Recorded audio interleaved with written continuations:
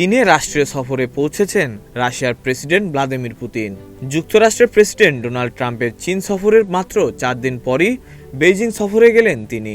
মঙ্গলবার স্থানীয় সময় সন্ধ্যায় বেইজিংয়ে পৌঁছালে পুতিনকে স্বাগত জানান চীনের পররাষ্ট্রমন্ত্রী ওয়াং ই। বিমানবন্দরে তাকে গার্ড অব অনার দেওয়া হয়। এ সময় চীন ও রাশিয়ার পতাকা হাতে উপস্থিত ছিলেন একদল চীনা তরুণ তরুণী।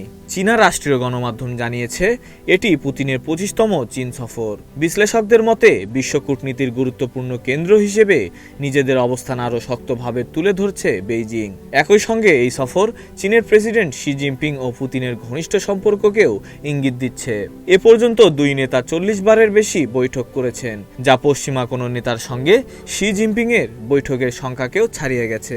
ইন্টারন্যাশনাল ক্রাইসিস গ্রুপের বিশ্লেষক উইলিয়াম ইয়াং বলেন, অল্প সময়ের ব্যবধানে বিশ্বের দুই প্রভাবশালী নেতাকে আতিথ্য দেওয়া চীনের বাড়তে থাকা আত্মবিশ্বাসের প্রতিফলন। বিশ্লেষকদের ধারণা, ট্রাম্পকে বার্তা দিতেই পুতিনকে বিশেষ গুরুত্ব দিয়ে দেখাতে চাইছে বেইজিং। কারণ যুক্তরাষ্ট্রের বাইরে চীনের আরও শক্তিশালী মিত্র রয়েছে, এ বার্তায় তুলে ধরা হচ্ছে।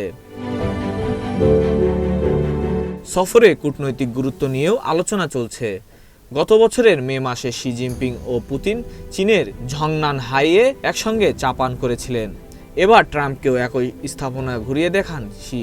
সে সময় তিনি বলেন, খুব কম বিদেশি নেতাকেই সেখানে আমন্ত্রণ জানানো হয়, যার মধ্যে পুতিন অন্যতম। এদিকে ইউক্রেন যুদ্ধে প্রত্যাশিত অগ্রগতি না হওয়ায় অভ্যন্তরীণ চাপের মুখে রয়েছেন পুতিন।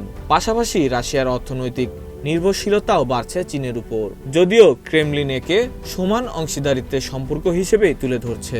সফরের আগে প্রকাশিত এক ভিডিও বার্তায় পুতিন বলেন, চীন রাশিয়া সম্পর্ক এখন অভূতপূর্ব উচ্চতায় পৌঁছেছে। শুধু দেশের মধ্যে বাণিজ্য বেড়েছে, ডলারের বদলে রুবল ও ইউয়ানে লেনদেন বাড়ছে এবং নাগরিকদের জন্য ভিসামুক্ত ভ্রমণ সুবিধাও চালু রয়েছে। চীনের পররাষ্ট্র মন্ত্রণালয়ের মুখপাত্র গুও জিয়াকুন বলেছেন, শি জিনপিং ও পুতিনের নেতৃত্বে দুই দেশের বন্ধুত্ব আরও গভীর হবে। Desk report, news flash 71।